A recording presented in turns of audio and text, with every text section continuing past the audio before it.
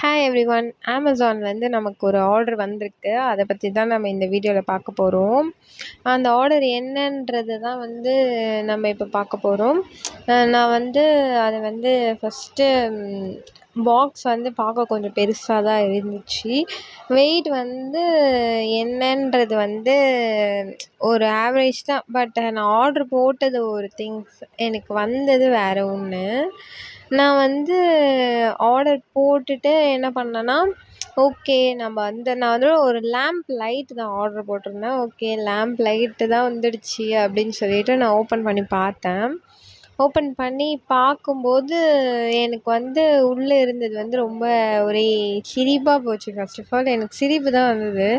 நான் இதை பார்க்கும்போது இதை நான் பார்க்கும்போது எனக்கு ஒரு ட்ரெயின் பொம்மை இருந்துச்சு உள்ளே எனக்கு. பட் இன்னொரு விஷயம் என்னென்னா, ட்ரெயின் பொம்மை ரொம்ப வெயிட்டாக இருந்துச்சு. பட் நகர மாட்டேங்குது அவ்வளோவா. ரொம்ப நல்ல ஜாலியாக ஃபாஸ்ட்டாக போச்சுன்னா நல்லா இருந்திருக்கும். பட் ஸ்லோவாக போகுது, அது வேறு விஷயம்.